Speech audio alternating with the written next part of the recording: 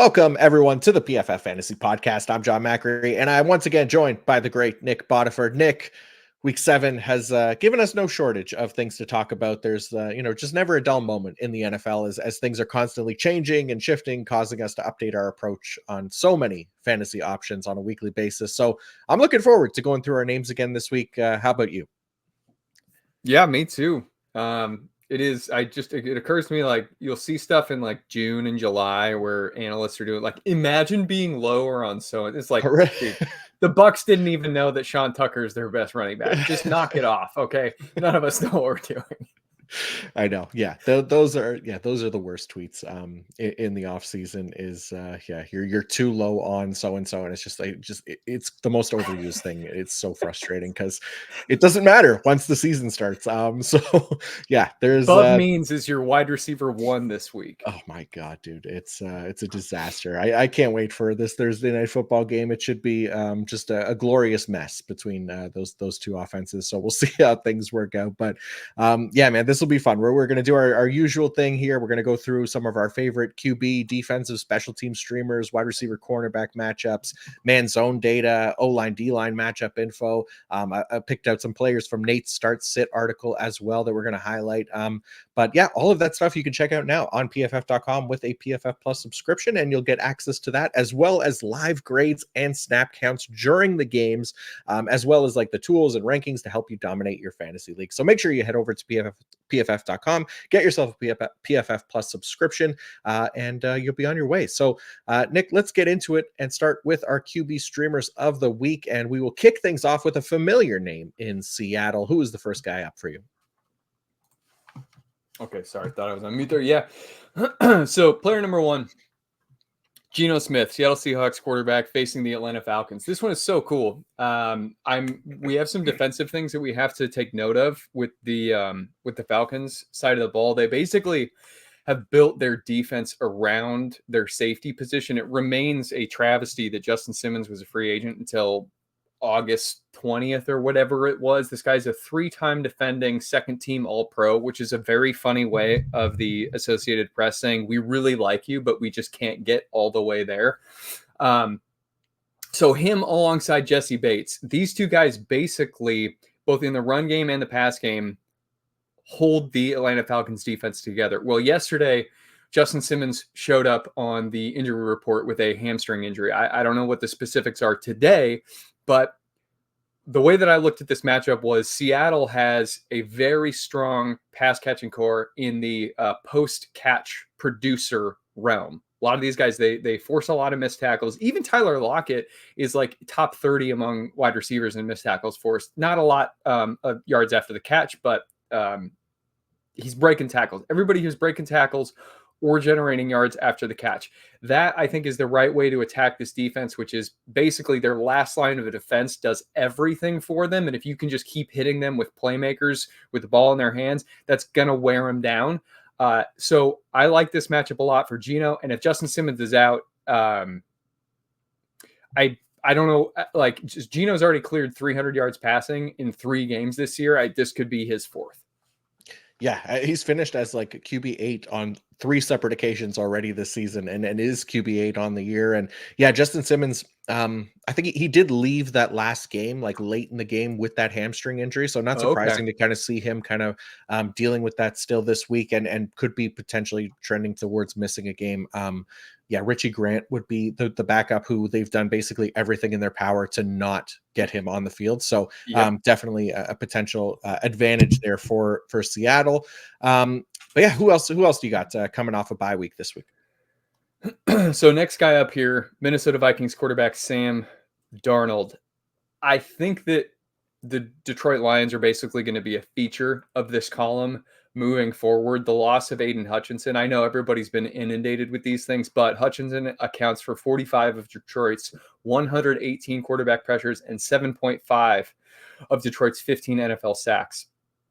He was the heart and soul of this defense. They've also lost Marcus Davenport and I think a couple other defenders. I think they've lost 2 starters or two more starters or impact rotational guys. Their cornerback core basically grades out as like decent number 2s on the perimeter, which is not good enough to stop Justin Jefferson. So in the article here, I have Sam Darnold's passing data on non-pressured dropbacks, and he's very good. Top 3 in big time throw rate, ADOT, pass to sticks throwing rate, yards per passing attempt, and air yards percentage. He basically just uncorks it when he's comfortable in the pocket, and I think he's going to be very comfortable in the pocket here. Detroit's this game, last I checked, this game was at a 49.5 point over unders, top 3 highest on the week. I think it's just going to be a shootout. And like, again, moving forward, we're just going to be looking to pick on this Detroit defense. What is so cool about this Detroit, I mean, not cool, wrong way to phrase it, but for fantasy purposes, what is helpful with Detroit is that their offense is so good. They are always going to be pushing the opposition. And now with their best defenders out, it's just every week we're going to have back and forth affairs. Yeah, I mean the loss of Hutch like can't be overstated. Like it's just he was probably the best defensive player in the league this season. I think he would have been shoe in if he kept playing the way he was to be defensive player of the year. Without them, like they have no pass rush. It's just there's not enough guys there, and there's not enough good players there. I mean, unless they make a big trade or something like that, Hutchinson is just an irreplaceable piece on the defense. So I'm with you. I really like this matchup for both sides, because the player that I picked as a QB streamer this week is Jared Goff of the Detroit Lions going against the Minnesota Vikings. So his fantasy production, it's been trending in the right direction lately, right? After a kind of quieter start to the season, he managed 2 top 10 finishes in his last 2 games and finished after finishing no better than QB 19 in his first 3 games. So he's earned the 7th best passing grade, a 77.5 over these last 3 games, which is a big improvement from where he was in the first 2 games, where he was QB 30 with a 43.2 passing grade. And a big part of that success has come from his ability to kind of take advantage of favorable matchups against poor pass rushes, and Arizona in week 3 being one of them, Seattle without their top 2 pass rushers, Uchenna Nwosu and Boye Mafe in week 4, and then Dallas without Micah Parsons and DeMarcus Lawrence in week 6. So Minnesota's defensive line, it's not that it's terrible, and Brian Flores does bring the blitz, but I do expect this offensive line to really help Goff kind of maintain the level of success that he's had here in week 6, in week 7. Their offensive line has earned a 76.2 pass blocking grade. That's the 6th best mark on the year. They've allowed just a 23.5% pressure rate. The Vikings defensive line has managed a 56.4 pass rush grade, which ranks 27th, and a 28.8% pressure rate is a below average mark as well. So Goff has been good when he's been kept clean. That's been a big part of it. He's thrown 7 touchdown passes when he's clean. That's tied for the 6th most in the league. He's thrown for 4 big time throws when kept clean as well. And that also kind of helps him kind of utilize his deep threat, Jameson Williams. We've talked about that before too, and we'll probably talk about it again. But when pressured, Goff has managed just 1 passing touchdown and 0 big time throws. So again, I know Flores is going to blitz a ton, but I'm a believer in this Lions offensive line to be able to kind of handle that. Plus, I'm really liking the trend with Goff, the matchup, advantage in the trenches, all that good stuff. So give me some Jared Goff this week as well. Yeah, and give me some Jameson Williams. So first, wide receiver cornerback matchup to target JMO facing Minnesota Vikings cornerback Byron Murphy. Now this one was a little bit tricky to nail down and this is actually Byron Murphy Jr. because we have 2 Byron Murphys. We've got Byron Murphy Jr. and Byron Murphy II in Seattle now. So that's great. That's kind of crazy that they're both if you could choose between being a junior or a second, which one? I know. Yes. There you go. The second for sure. You go with That's the second. Way more regal. Yeah. Actually, no, I would go with junior because I am against monarchies. Yes. Oh, there you go. So I was trying to nail down who he's going to face in this. And just to give Brian Flores some credit here. So an excerpt from the piece, Minnesota defensive coordinator Brian Flores deploys his defensive backs in myriad ways, obfuscating defensive responsibilities. 3 cornerbacks have 100 plus perimeter coverage snaps. The top 2 perimeter cornerbacks, Stephon Gilmore and Shaquille Griffin, both line up primarily on the defensive right side. And Murphy Jr. ranks 3rd in perimeter coverage snaps, 130, and 2nd in slot coverage snaps, 86, yet leads Minnesota cornerbacks in total coverage snaps. So I don't know how he's doing this wizardry, but It's very difficult to nail down, especially because Williams lines up at least between 26.9% and 36.9% at all three general alignments, meaning left, slot, right. Mhm. But looking at the data, I think it's going to be primarily Byron Murphy. Either way, I do have info in here regarding all three starting cornerbacks. But the big part here is Minnesota blitzing a ton. They play a ton of zone defense as well. So Williams ranks second among Detroit pass catchers against zone coverage in both total targets and yards per run, while averaging team highs in average depth of target and yards after the catch per reception. Against the blitz, he ranks second in total targets, yards per run, yards after the catch per reception, while leading in average depth of target and explosive pass plays. This all translates to this is the perfect matchup for Jameson Williams to explode. Love that.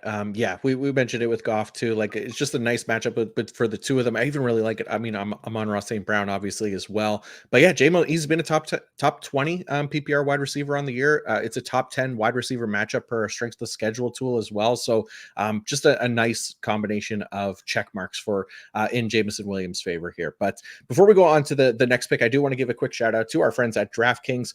It promises to be a month of tricks, treats, and of course touchdowns. And DraftKings Sportsbook, an official sports betting partner of the NFL, is the number one place to bet touchdowns. DraftKings Sportsbook is the number one place to bet touchdowns. Ready to place your first NFL bet? Try betting on something simple like a player to score a touchdown. Go to the DraftKings Sportsbook app and make your bet today. Ready to do a touchdown dance of your own? New DraftKings customers can bet $5 to get $200 in bonus bets instantly. Score big with DraftKings Sportsbook, the number one place to bet touchdowns. Download the Sportsbook app and use code PFF. That's code PFF for new customers to get $200 in bonus bets when you bet just $5 only at DraftKings Sportsbook. The crown is yours. Gambling problem? Call 1-800-GAMBLER. In New York, call 877-8-HOPE-NY or text HOPE-NY 467-369. In Connecticut, help is available for problem gambling. Call 888-789-7777 or visit ccpg.org. Please play responsibly on behalf of Boot Hill Casino and Resort, Kansas. 21 plus age and eligibility varies by jurisdiction. Void in Ontario. Bonus bets expire 168 hours after issuance. For additional terms and responsible gaming resources, see dkng.co/ftball. All right, Nick, who is next on your wide receiver cornerback matchups to target this week? So I rarely fire up like true wide receiver ones for this article because you typically don't need me to tell you to do it. But in this case, Tyreek Hill, since finishing as the overall wide receiver 4 in week 1, Miami Dolphins wide receiver Tyreek Hill finished outside the top 50 in weekly PPR, scoring 3 times before finishing as the overall WR 31. It's been a rough year for him. This week, though, he gets to face a very friendly Indianapolis Colts defense. We don't know yet, or maybe we do. Do we have any updates on DeForest Buckner? Have you seen anything? No, I haven't seen anything today. No. Okay. Yeah. So he's on injured reserve, high ankle sprain. His return window, or he was eligible. The team was allowed to open his return window at the beginning of this week. They still haven't done it, or at least as of yesterday, they haven't done it. So looks like he's going to miss.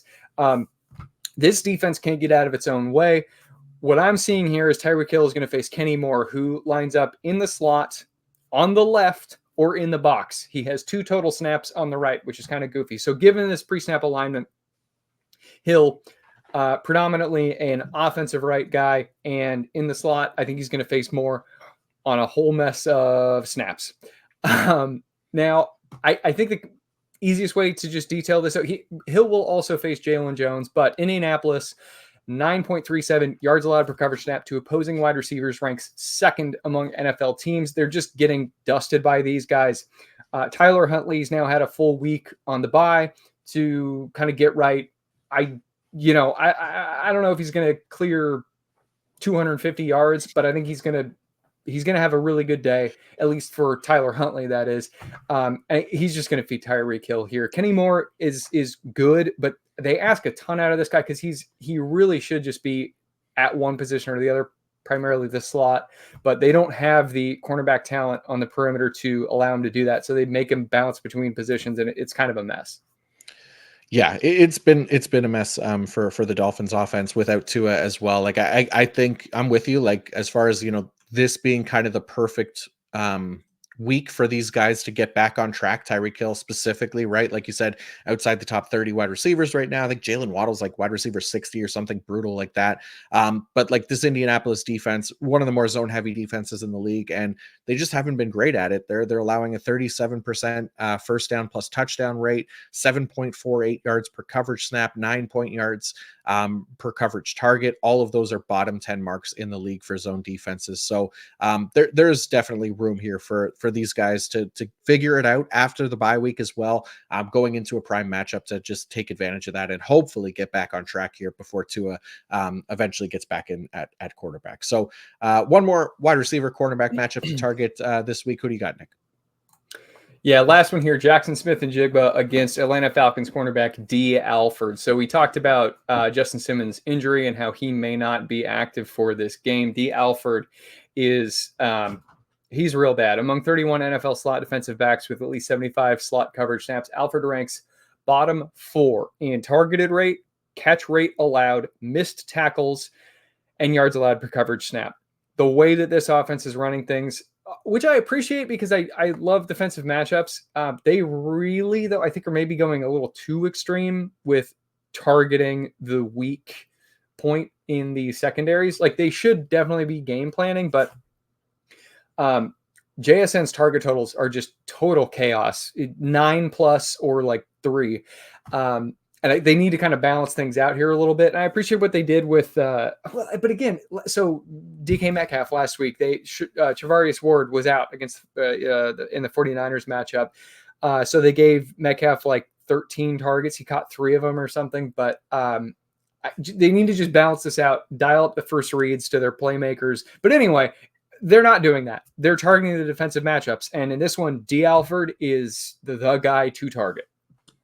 Nice. I like that. I definitely agree. Yeah, that Alford, we like him for IDP purposes, but he's not one of the better corners in the NFL. And we could take advantage of that matchup for sure. I wrote about this matchup in the wide receiver cornerback article and didn't love it like as a whole for the Seattle offense because for whatever reason, like other than DK Metcalf, both of these guys have kind of struggled against zone coverage. JSN and Tyler Lockett, where JSN not earning the strong target rate versus zone as he is versus man. It's like 25% versus 16%. And Atlanta's like a really good defense as far as like coverage metrics and stuff like that. So if they were going to approach it the way that you were exactly talking about, like attacking, the weak point in the offense, then yeah, I'm with you. I am hoping for a JSN week, but he's certainly due at the very least. So yeah.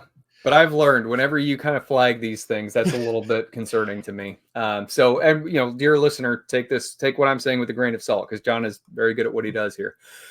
But I hadn't taken that into account at the same time, right? Like about going into the specific weakness of the defense, and you're right. That is something that Seattle has liked to do, so it could work out. I like JSN quite a bit. I think the talent's there, and don't want to fade him too hard. You have someone here to add on. Yeah, I got Deontay Johnson of the Carolina Panthers going against the Washington Commanders. So I know Deontay Johnson, like fantasy finishes have been kind of up and down so far this season. He's had 3 finishes inside the top 13, 3 finishes outside the top 55. But I think we should expect something closer to the former this week. He's been the clear target leader, obviously, for the Panthers this season. And a big part of that is when his quarterback is kept clean. So on non-pressured quarterbacks, or non-pressured dropbacks, Johnson has earned a 31.4% target rate. That's the 8th highest mark among all wide receivers in the league that have run at least 75 routes. And then comparing that to pressured dropbacks, he still sees the ball with a respectable like 18% target rate, but that ranks 19th at the position, right? So there's a drop off there, but he's also like just significantly more effective on those non-pressured dropbacks, earning 2.27 yards per route run. That's the 23rd mark in the league compared to just 0.39 yards per route run, which ranks 81st among qualifying wide receivers on pressured dropbacks. So we're looking really for like a nice clean pocket for Andy Dalton this week. And luckily the Carolina Panthers line owns a 78.2 pass blocking grade. That's a top 5 mark. It's led to allowing just a 16.4% pressure rate. That's the best mark in the NFL. Meanwhile, Washington's defensive line has managed just a 60.3 pass rush grade this season. That ranks 25th. And then you add to the fact that they will be without Dorrance Armstrong, who is their highest graded defensive lineman on the team, both overall with a 71.1 and in pass rush grade at 82.5. And they will also be without Jonathan Allen, who is their third highest graded pass rusher along the defensive line this season. So should be a nice clean pocket for Andy Dalton this week, and plenty of clean looks for Deontay Johnson. So firing him up with confidence this week. Yeah, I kind of made Jonathan Allen the focal point of the pass run funnel report, defenses to exploit in week 7. Looking at the Carolina Panthers at Washington Commanders, I think both pass and run games should just fire the cannons here. Jonathan Allen, he is good, not great, but he plays an outsized role in this defense, kind of keeping things all together with the torn pectoral. That's a big problem for these guys. He accounts for the 4th most quarterback pressures, 5th most NFL sacks among Washington defenders, grading out as the 5th best pass rusher. Defense on the whole, 17th in quarterback pressure rate, 23rd in catch rate allowed, 26th in yards allowed per coverage snap, 31st in explosive pass plays allowed rate. As for the run game, unit ties for 13th in yards allowed. Oh, no, excuse me. That's 13th in yards allowed per running back coverage snap, 23rd against tight ends, 24th against wide receivers. And as for here's the run data for you guys. 3rd most yards before contacts, 2nd highest explosive run plays allowed rate, and 2nd deepest average depth of tackle. I think they're going to kind of be able to pick their poison. The positive thing here is that there's really only so Deontay, you're starting Chuba, 2-quarterback league. Maybe you're starting Andy Dalton. Where things get interesting is looking at Xavier Legette and Jalen Coker. Legette, I still don't. I'm tied to his college profile, which is to say it's terrible. So I am a little bit nervous about him. And Coker is kind of starting to creep into things here. I kind of wonder if Coker might actually be a guy. I missed out on him in all my dynasty leagues. Kind of upset about it. But do you have a read on this, Jalen Coker versus Xavier Legette? Not just yet. Like, I think it's still early, and like the sample size is so small with Coker, but like I did like his numbers coming out of college as well. Like, he was one of those guys that was putting up ridiculous yards per route run numbers. Like, it was in the FCS, right? So you got to take that with a grain of salt, but they were significantly better than what we were seeing with Xavier Legette, which obviously, that was in the SEC. So there's going to be a big difference there anyways, but I'm with you. I wasn't in love with the Legette profile, so I am kind of hesitant on fully embracing him. Even when he does score a touchdown, do his getting on the horse celebration, which we love. But there's definitely some hesitancy in kind of embracing him and not ruling Coker out from being somebody in this offense for sure. So then we do have a few more wide receiver starts here, and they're just a few nuggets from the Wide Receiver Man Zone article to kind of focus on. And the first name that I put here was Juju Smith-Schuster of the Kansas City Chiefs going against the San Francisco 49ers. So Juju, he has a few things going for him this week, not the least of which is an increased role in the offense now that Rashee Rice is out. So a role, increase that he's so increased that he's looking kind of like Kansas City's potential top wide receiver, but it's crazy. But he's also excelled against man coverage this season, which happens to be the 49ers' weakness in defense. They are 23rd in success rate, and they are allowing the 6th highest explosive play rate at 17%. They're allowing the 2nd most yards per target and the 2nd most yards per coverage snap while in man coverage this season. Juju Smith-Schuster somehow ranks among the top 10 wide receivers who have run at least 10 routes in fantasy points per route run when facing man coverage this season. Kind of stands out as like an ideal matchup for him to kind of keep the momentum going. I know he had that big game before the bye week. I don't mind Juju Smith-Schuster this week, which I did not think it would be something that I'd be saying coming into this season.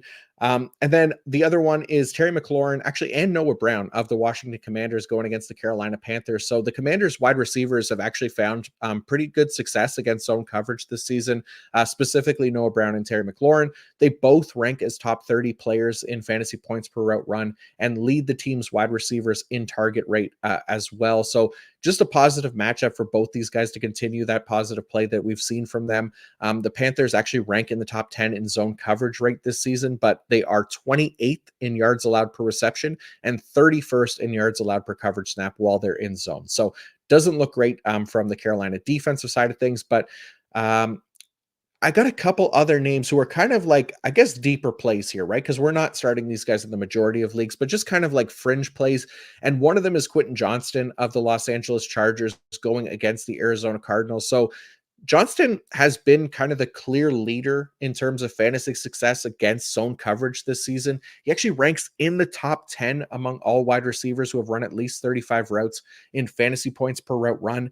I think he should have a chance to kind of thrive in a favorable matchup here, get back on track this week after a down week. The Cardinals have played a slightly above average rate of zone coverage this season, but they're not good when they're in zone. They rank 30th in team coverage grade with a 46.3. They're last in defensive success rate at 32%, and first down touchdown rate allowed at 44.8% is also last. So yeah, not loving the Arizona defense this week. I know you wrote about them in the run pass funnel report as well. How are you feeling about Arizona? So one thing on QJ is just to monitor his ankle. Don't know how things are going right now, but I covered that game for Roto World, and there were at one point like 8 players / coaches with 9 injuries. It was a bloodbath. It was crazy. Yeah. But so the way that I'm looking at this one is the run funnel. But this comes with an asterisk. If Marvin Harrison Jr. is able to suit up, I think that Arizona's passing game will be able to push Los Angeles offensive pace and passing volume, in which case I would feel good about starting Quentin Johnston if he's active.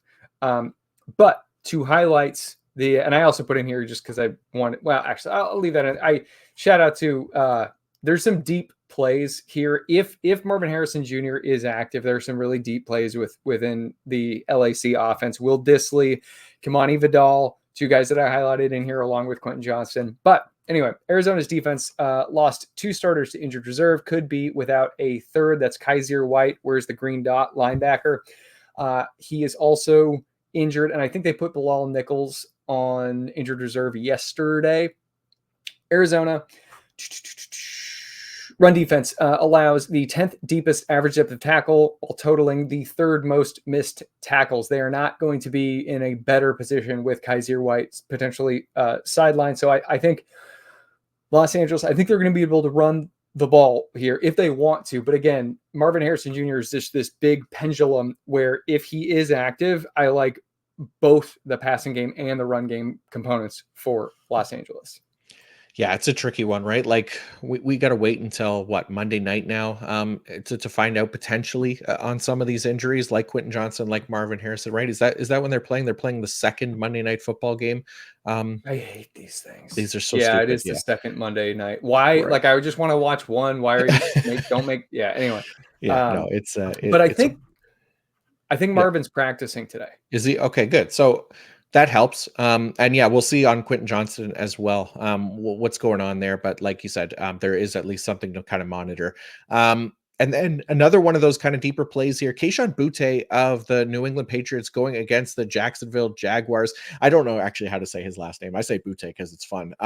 But yeah, he found himself in a much bigger role in week 6, running the most routes among all Patriots wide receivers. He now ranks among the top 10 wide receivers in fantasy points per route run against man coverage.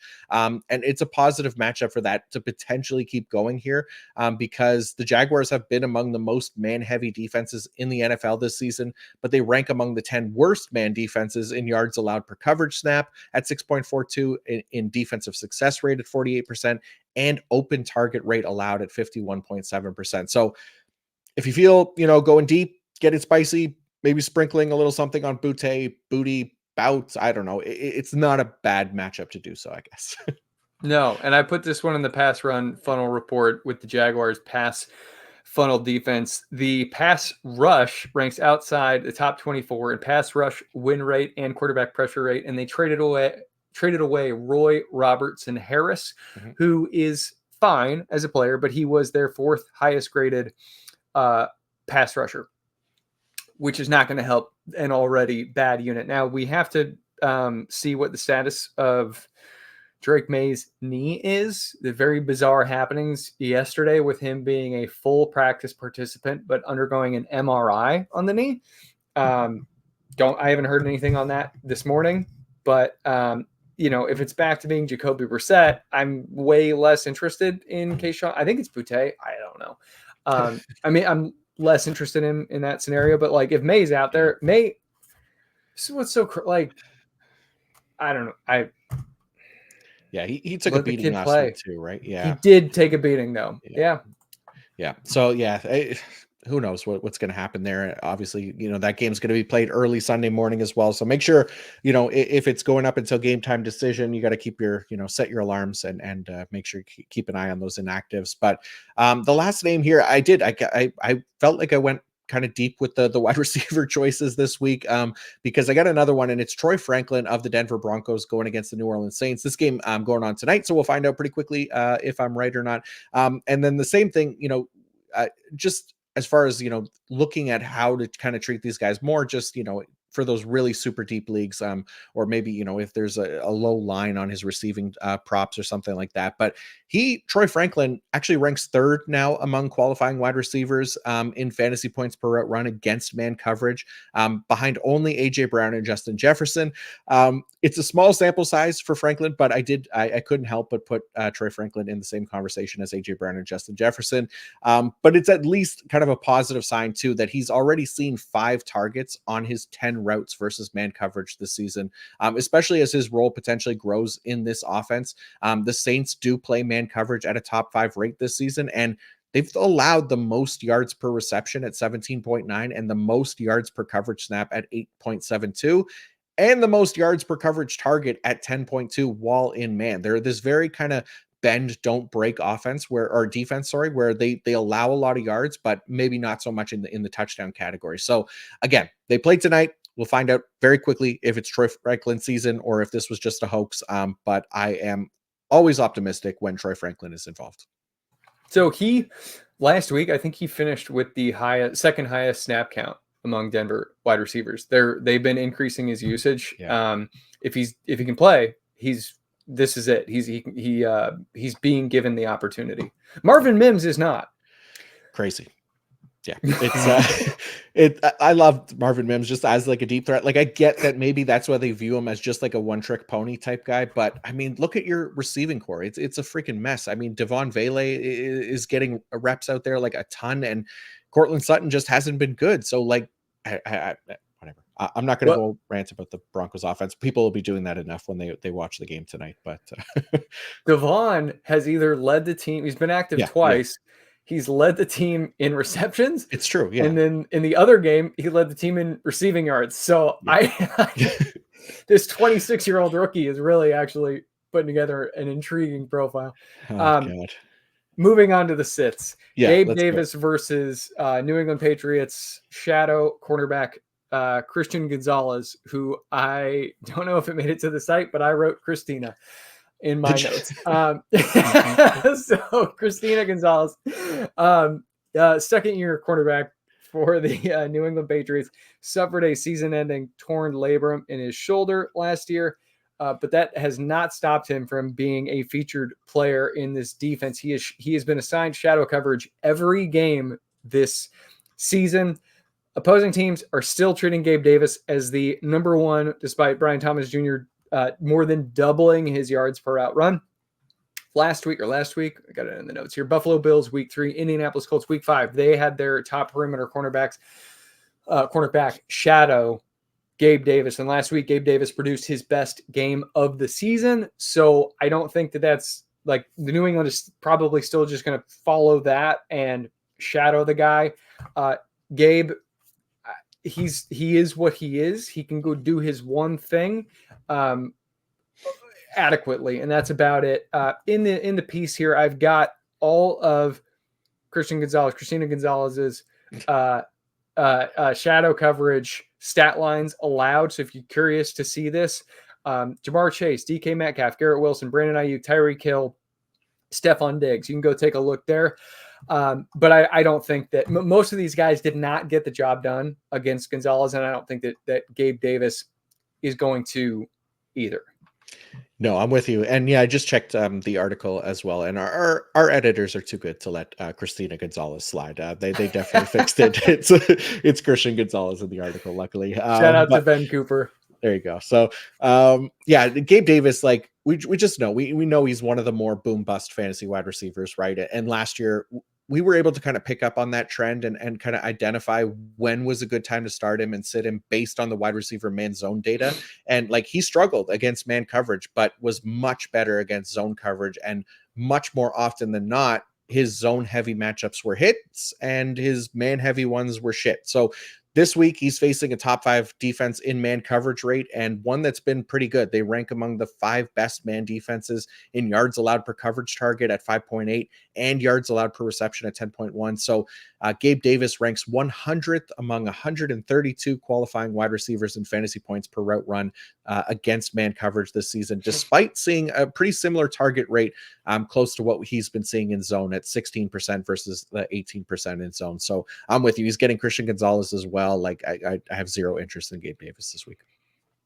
So next up, hopefully this gets out there for the good people. Denver Broncos ex wide receiver Courtland Sutton before kickoff here in 7 hours or whatever. Courtland Sutton versus Marshawn Lattimore. Courtland Sutton lines up wide left on 58.2% of snaps. Marshawn Lattimore does not move from the defensive right, which means most of the time here, Courtland Sutton is going to be going up against Marshawn Lattimore. That's a recipe for disaster. Sutton is crazy. So top 10 in target rate, 22.1% among 31 NFL wide receivers with at least 180 receiving snaps. So trying to filter there for the team's number 1 wide receiver.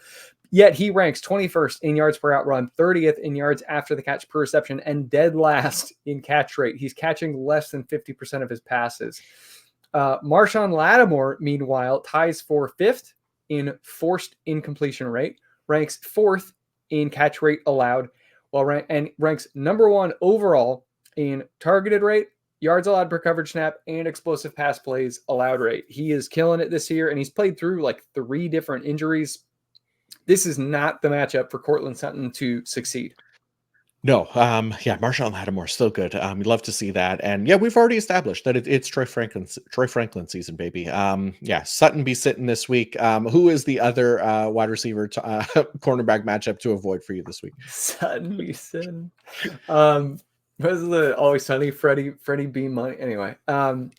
Darius Slayton versus Philadelphia Eagles cornerback Quinyon Mitchell. So the Eagles, I think that this is a secondary that's going to start to surprise. This defense has sort of been a pass defense to target for some time, but they've got a couple young players here in Quinyon Mitchell and Cooper. You say Dijon, I say Dejean because that's what I've heard Daniel Jeremiah say. I think it might be Dejean. I know. Okay. I keep saying Dijon or yeah. I don't know. Old mustard. Yeah, exactly. So Darius Slayton, here's the deal. When Malik Neighbors is on the field, Darius Slayton does not exist. When Malik Neighbors is off the field, Darius Slayton is the best guy in town. So weeks 1 through 4, Darius Slayton, 12.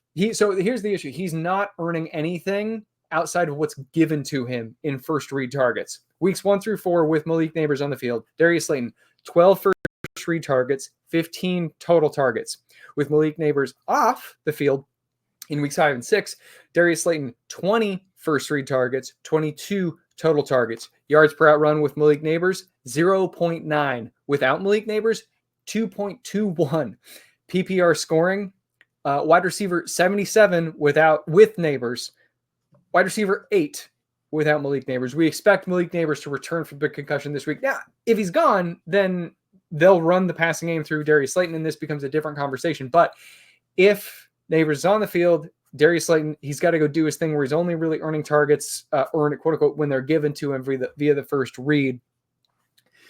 I broke down basically the whole cornerback core here, but Quinyon Mitchell ranks second in forced incompletion rate, 29.6% among 64 NFL cornerbacks with at least 90 perimeter coverage snaps. Darius Slayton will also take snaps against Darius Slay, who he exited with a knee injury last week, but he was already a limited participant in practice on Wednesday. Ranked 16th or better in targeted rate, yards allowed per coverage snap, explosive pass plays allowed rate. And Cooper DeJean, he had a great week. He finally got the start after the Eagles bye last week. So this is filtering just down to 33 NFL slot defensive backs with at least 10 slot coverage snaps. Cooper DeJean grades out as the 11th best player and allowed just 0.48 yards per coverage snap. That is 8th best among week 6 slot defensive backs. So Darius Slayton, it's been fun. You burned bright, but your light is, I think, being snuffed out this week. Yeah. And it looked like Malik Neighbors expected to practice in full today as well, right? So that just kills any kind of hope there for Darius Slayton. And yeah, I was looking up name pronunciations as well, and it does look like it's Cooper DeJean. I know I've been saying DeJean. Crazy. Yeah. That's a weird name to say that, or a weird way to say that. Yeah, it is kind of weird. And then I also, for fun, looked up Kayshon Boutte as well. It's Boutte, apparently. Yeah, so there you go. So we're gonna yeah, I'm sure there's plenty of jokes there. We could shake that booty in the DeJeans, but we'll we'll move on to some of the wide receiver man zone sits here. And the first name that I kind of highlighted was George Pickens of the Pittsburgh Steelers going against the New York Jets. So this matchup really not good for all the Steelers wide receivers. They rank well below average in fantasy points per route run, every single one of them. And George Pickens is the leader of the group, but he only ranks 69th in that regard in fantasy points per route run against man coverage. So he does have like a strong target rate against man, but I think the other part of it too, like there's going to be a potential quarterback change on the way here with Russell Wilson starting. I still think we should kind of temper expectations for George Pickens in a difficult matchup, because the Jets have played man coverage at a top 10 rate this season, and they rank among the 10 best man coverage units in team coverage grade this season at 71.0 and defensive success rate at 59.4%. So I didn't get a chance to look at like shadow coverages or anything like that, but how often do you think George Pickens is going to see Sauce Gardner this week as well? Because obviously that doesn't help his case. They don't shadow. They keep their guy. They keep DJ Reed and Sauce. I think basically in the same. Maybe they switch them around a little bit. I think they mostly keep them on one side or the other. The thing to note here, because I consider George Pickens too. The thing to note here is that Michael Carter, slot cornerback, who's a real good. Not practicing right now due to a back injury. DJ Reed also listed DNP with a groin. I haven't heard anything about that one, though. I kind of expect him to play, but we'll see how that goes. Starting safety, Chuck Clark was placed on injured reserve. Yep. The way that I looked at this is Chuck Clark out and Michael Carter out, George Pickens, he's getting about a 31% slot rate this year. He was basically one of the guys. I think he was probably my number 4 guy on the matchups to avoid list. But just with Chuck Clark and the Michael Carter thing, I just didn't want to mess with it. But DJ Reed and Sauce Gardner, like they can shut him down. Yeah. As for the quarterback thing, I don't think that Russell Wilson has it anymore.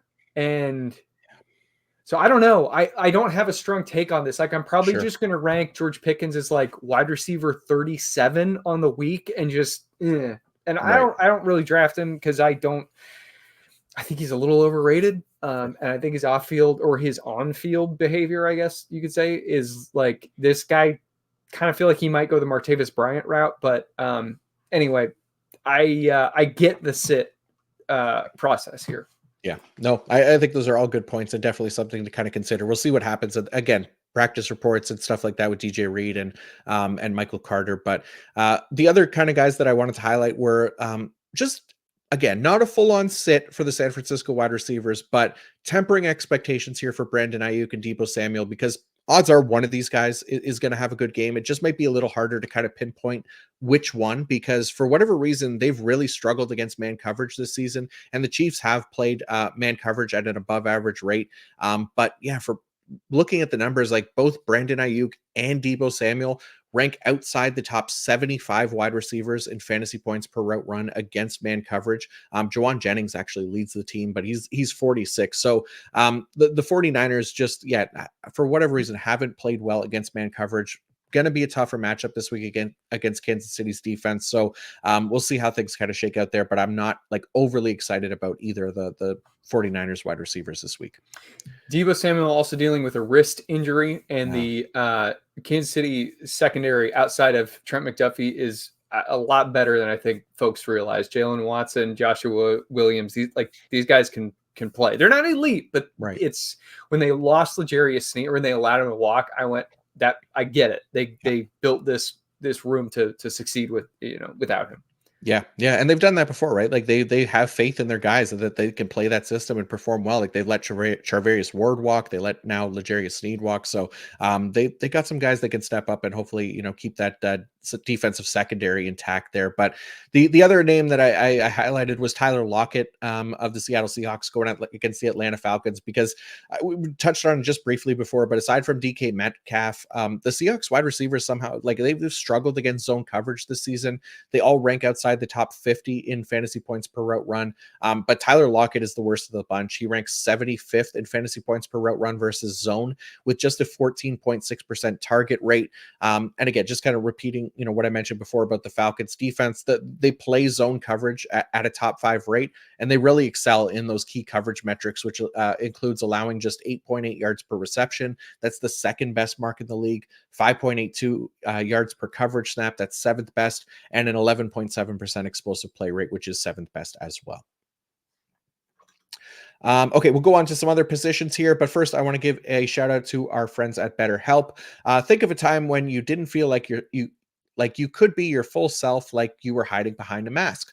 October is the season for wearing masks and costumes, but some of us feel like we wear a mask and hide more often than we want to. At work, in social settings, around our family, therapy can help you learn to accept all parts of yourself so you can take off the mask, because masks should be fun for Halloween, not for our emotions. Therapy can be really useful to get a better understanding of how your mind actually works and how to become more aware of your own patterns of behavior and how to improve them. It's useful for everybody, not just people struggling with something specific. If you're thinking about starting therapy, give BetterHelp a try. BetterHelp is a convenient, flexible, and entirely online way to get therapy that's right for you. You just fill out a brief questionnaire to get matched with a licensed therapist, and you can switch therapists at any time for no additional charge. Take off the mask with BetterHelp. Visit betterhelp.com/PFFfantasy to get 10% off your first month. That's BetterHelp, HELP.com/PFFfantasy. All right, Nick, let's talk some running backs here, and we'll start with the starts, the guys that we do like this week. And one of the ones that I highlighted was Kareem Hunt of the Kansas City Chiefs, and this one I included in the offensive line, defensive line matchup article. So we've only really got a small sample's worth of snaps from Kareem Hunt here in 2024, but I think it was promising enough that fantasy managers should feel pretty good about starting him. Coming off, obviously, a PPR RB6 performance in week 5, I guess it was, because they were on a bye week last week. Hunt carried the ball 27 times for 103 rushing yards and a rushing touchdown when we last saw him. Averaged 3.8 yards per carry, though that number jumped to 5.1 when given at least 1 yard before contact. The Chiefs probably are going to lean on him again this week. The matchup for me and the advantage in the trenches is kind of what should help him overcome some of his downfalls, as he's like this no longer elite option out of the backfield, and could still help his value for week 7, because the Chiefs offensive line has been really good. They rank 71.5 run blocking grade. That's the 7th best mark this season. And the 49ers defensive line, like their strength definitely lies in their pass rush ability, but that hasn't necessarily carried over to their run defense. They rank just 24th in run defense grade, which is a 55.1, and they've allowed 1.6 rushing yards before contact per attempt, which is the 7th worst mark in the league. So I kind of feel good about Kareem Hunt this week if you're going to start him as like an RB2 in a matchup that might seem kind of intimidating against the 49ers defense, but there's ways to kind of exploit them. And I think that's one. Yep, I co-sign. Nice. And then pulling this one from Nate's start sit article, Tank Bigsby of the Jacksonville Jaguars going against the New England Patriots. So Nate notes that Tank Bigsby, 5th highest graded PFF rushing grade among running backs this season with at least 25 carries, has avoided a league leading 0.43 tackles per attempt, on his way to a league leading 5.8 yards after contact per attempt. And Travis Etienne dealing with the hamstring injury. He's reportedly week to week, which it seems like he's going to miss this week's game. He was originally doubtful and then moved to questionable. So I don't know what's going on there. Like, yeah, go ahead. He practiced yesterday, okay, which is crazy. They called him week to week, and then he was limited. He was like doing team drills yesterday. So I don't know. I mean, this is a really weird one. They had Dearness Johnson in there for passing situations. This reminds me of the Bucs in some way, except that most of them struggle, whereas the Bucs thrive. Right. We'll get to that though. Yeah. That's the thing, right? Like there's definitely like if ETN misses this game, we're going to deal with Dearness Johnson on those passing downs. But I think just based on the matchup this week and the game script, like there's a chance that the Jacksonville Jaguars play with the lead for once this season, going against the Patriots. And the Jaguars are 5.5 point favorites this week. So we'll see. Like Nate points out, like they should be able to make Bigsby the focal point of the offense. But again, it probably depends on if ETN's going to play, where that opportunity might not be as strong. But New England giving up the 6th most fantasy points to running backs this season as well. So favorable matchup, and ETN has a history of kind of doing this, right? Or even like in mid game, like he'll get hurt. It looks like he's going to be done for the day, and then he comes back. And he doesn't really miss a lot of time. So would I be surprised if he plays this week? Probably not, but it just feels like it's trending to them at least keeping him out one game. So we'll see what happens there. Sure. Yeah. And then we'll talk about some running back sits here. And I put Rachaad White of the Tampa Bay Buccaneers only to see if he's going to play this week. I don't even know if he's going to play.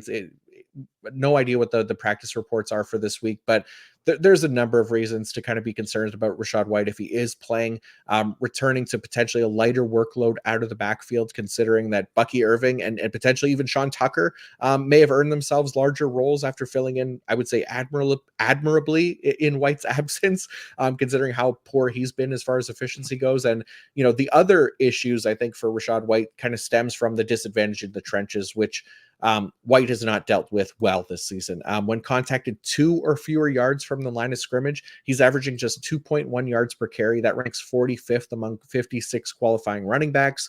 Under the same circumstances, he ranks 42nd in first down touchdown rate at 11%, 36th in rushing grade at 55.9, and owns the 2nd worst stuffed run rate in the league at 42.2%. For me, if he's active this week, he could be safely avoided if he's poised to start for Tampa Bay again, because Tampa Bay's offensive line, middle of the pack as far as, rushing grade or run blocking grade this season, and 25th in generating rushing yards before contact per attempt, where they're going against the Ravens, who are a defensive line that has allowed just 0.8 rushing yards before contact per attempt, which is the best mark in the league or tied for the best mark in the league. And their 84.8 run defense grade also ranks as the best mark in the league.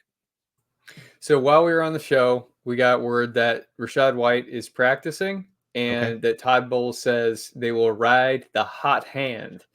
All 3 running backs will play.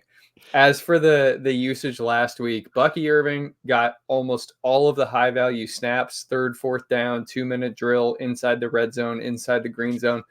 Sean Tucker, I think he got like 3 red zone snaps and 2 green zone, maybe 1 green zone. He didn't get any 2-minute drill, and he got like 2 or 3 on 3rd and 4th down.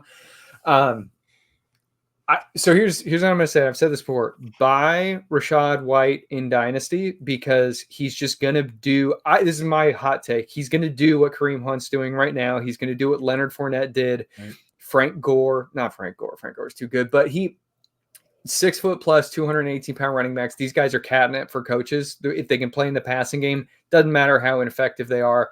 as rushers, he's just going to have a long career because he can do the one high value thing. That said, he cannot run the ball to save his job. It's crazy. I'm very curious to see how this unfolds. I think that they self-scouted very poorly. They shouldn't have drafted Bucky Irving. They should have just elevated Sean Tucker. I don't know how they whiffed this hard on self-scouting, but they did, because they have two excellent running backs behind Rachaad White. All of this to say, it's really hard to tell you what to do with these guys, because it's a brutal matchup, and the two best players are not the starter. So, should you start Sean Tucker this week? If you're in a bad situation, sure. Like, how about this? Sean Tucker or Travis Etienne? if Etienne's active. Yeah, if Etienne's active, I'll go with Etienne, just because, God, I don't know, because he might be limited too. But at least I like the matchup a little bit more, where I hate this matchup against the Ravens for Tampa Bay. So it's, I don't, because I mean, Tucker, like, he very well could be that hot hand, like you said, or he could be, just the third running back who doesn't touch the ball at all, right? So depends what my lineup looks like. If I'm swinging for upside, then I'll go with Sean Tucker. But if I just want like a safe play, probably Etienne. Yeah. If you ask me, I'll tell you I don't know. Yeah, no, it's hard. Yeah. Luckily, I don't have that exact decision in any of my leagues, but it doesn't mean that many people do, right? Like, it's one of those ones. It could definitely be tricky. But yeah, we've touched on at least both matchups to kind of get a better feel for how to approach them. But the other sit here is Javonte Williams. So this one's pulled from Nate's Start Sit article. You could check that out now on PFF.com. Javonte Williams tonight going against the New Orleans Saints. So Javonte Williams has just one game as a top 24 fantasy running back this season. Even though he's consistently been Denver's lead back, he's just averaging 3.6 yards per carry, hasn't found the end zone. He's been held under 25 rushing yards in 4 of the team's 6 games. Nate notes that early in the season, it seemed like he could be losing playing time to like a third running back, but Audric Estime and Tyler Beatty both ended up on injured reserve, which kind of helped his case. But Estime did return to the Broncos last week. Only 4 carries on the season, but he does average somehow more runs of 10 plus yards per game than Javonte Williams or even Jaleel McLaughlin. And then also, as Nate pointed out, that Sean Payton said that he wants to see more Audric Estime. I mean, if you look at the Broncos on a short week, kind of the perfect time to give Estime some more playing time. And the New Orleans Saints have allowed the 7th fewest fantasy points to running backs this season. So not a great matchup for Javonte Williams either way. And again, there's a long injury report. The one that probably affects Javonte Williams the most is whether Pete Werner plays or not. Pete Werner, he's been kind of hot and cold in his NFL career so far, been banged up a lot as well. But yeah, it's going to be a hard time to trust Javonte Williams on Thursday Night Football against the Saints. Javonte Williams is going to score his first touchdown of the season and finish with fewer than 9 fantasy points. I think that is probably the most likely outcome. It's going to be so bad. Oh God. They just don't have anything downfield. They only dial this stuff up for Devon Vele and Troy Franklin. And anyway, it's brutal. Yeah, what a game it's going to be tonight. So let's talk about, I got one more sit here from the O-line D-line matchup article, and it's actually a tight end, Pat Freiermuth of the Pittsburgh Steelers. So Freiermuth currently, I think he's like tight end 8 on the year, thanks to 5 of his 6 games resulting in top 15 finishes at the position. That includes a tight end 2 performance in week 5. Although there's areas of concern for Freiermuth, which includes playing time with like Connor Hayward earning his targets, overall efficiency, and then what I highlighted in the O-line D-line article, his target rate on pressured dropbacks, right? So Freiermuth goes from being the 2nd most targeted receiving option on the team from a clean pocket at 18.9% to the 4th option on the team when there's pressure on the play at 11.9%, which could continue with a change at quarterback, right? Russell Wilson, we just talked about it, historically invites pressure more than the average quarterback, and that isn't likely to change behind this offensive line. The Steelers' offensive line has managed just a 60.9 pass blocking grade, which ranks 24th this season, allowing a 9.7% knockdown rate. That's sacks and QB hits combined, which is the 8th worst mark. So the Jets' defensive line has at least generated pressure at a high rate this season, 6th highest pressure rate in the league and 5th highest quick pressure rate in the league. So not really expecting Freiermuth's role to change all that much for the better with Russell Wilson at the helm this week. Me neither. All right, so let's talk about some waiver wire question marks here. Nick, who did you highlight as some of the names that we should try to kind of dive into a little bit deeper? Yeah, so I'm trying out nicknames. So King Monty Vidal. King Monty's pretty good. I also came up with Bubba Sparks means today. Okay. So, oh my god. It's a throwback, man. Yeah. Fishing pole and bottle of shine. Yeah. Kamani Vidal. So he was what's so cool about Kamani Vidal is that this guy is a 3-down player, very good in pass pro, very good pass catcher. He's also a monster rusher. He was contending with Audric Estime as one of the best rushers in college football. And he did not disappoint. He finally got out. And as Jim Harbaugh said before the game, he's been sitting on a spring ready to explode into action or whatever. 74.4 PFF receiving grade. He's one of the top 4 highest graded Chargers in the receiving game.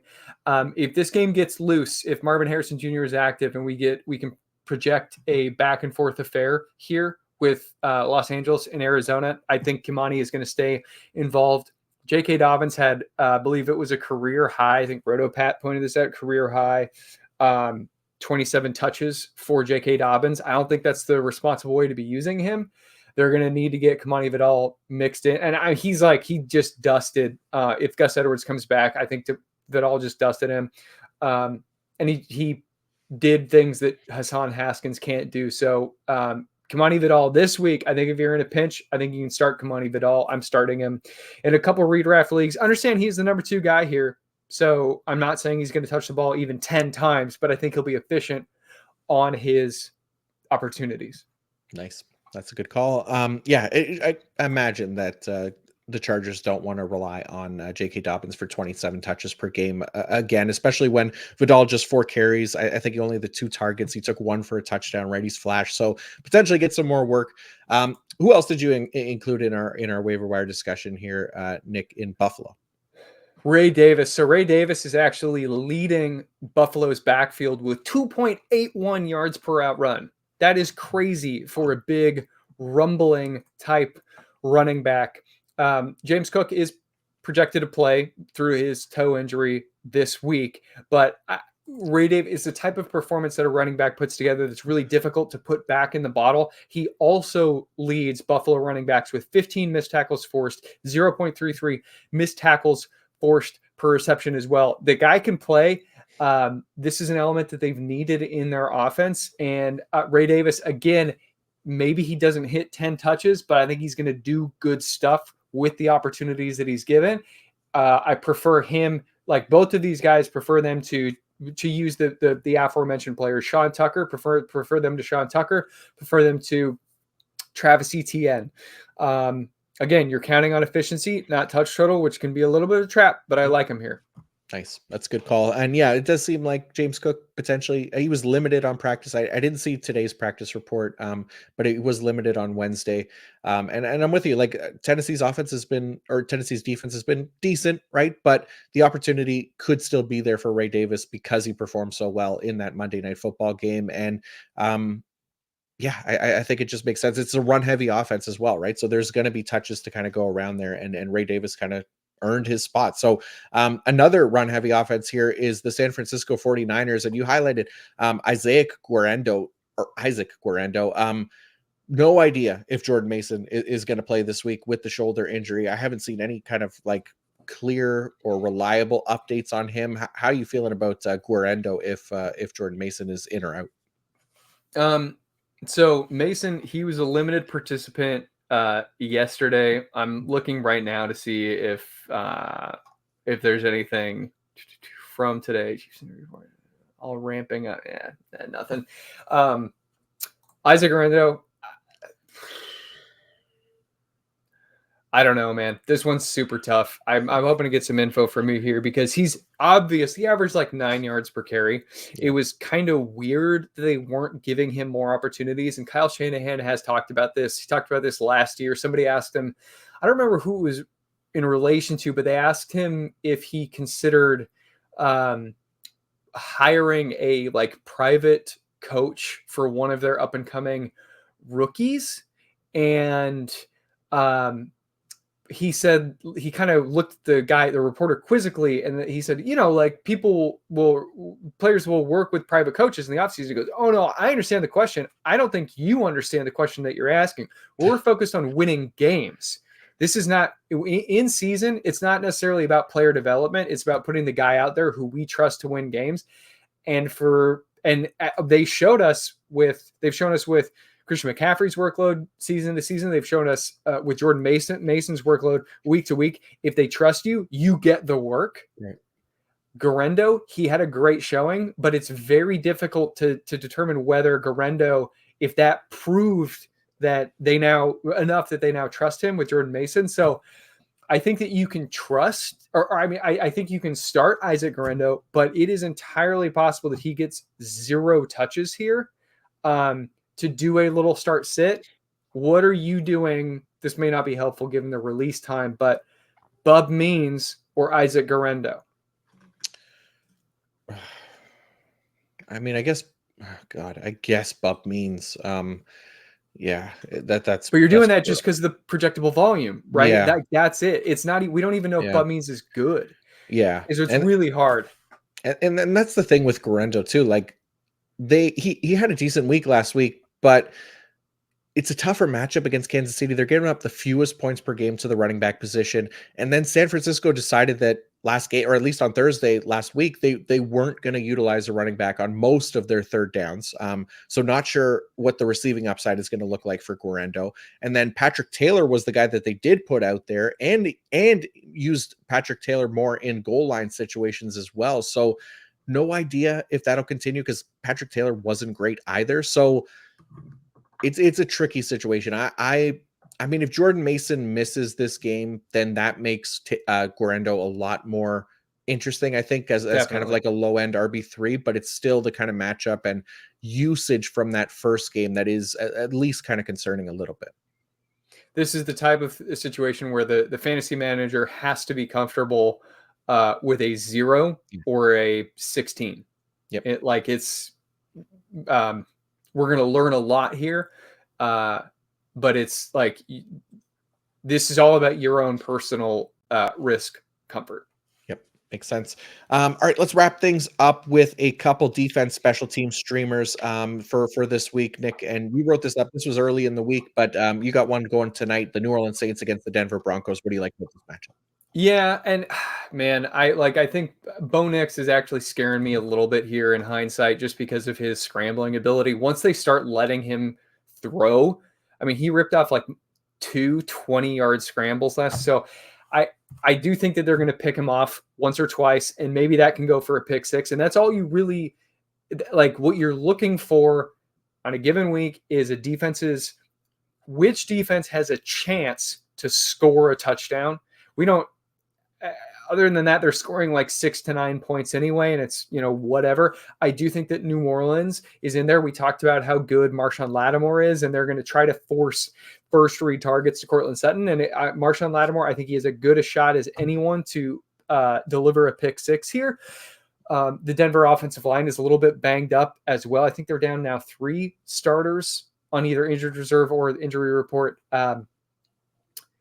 But Nix's scrambling ability, it makes me a little bit nervous, but it's crazy that I'm even saying that. I still think that they're a streaming DST one unit. The other unit, Buffalo Bills, this was kind of goofy one because they're very owned on Yahoo and then barely owned on ESPN.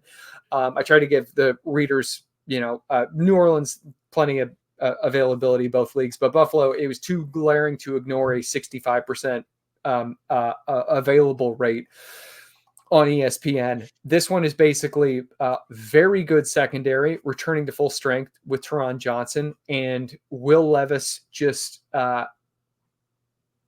look at the Calvin Ridley stat line. It's like 130 air yards, 8 targets, 0 receptions because the errant armed quarterback is now playing through a shoulder sprain.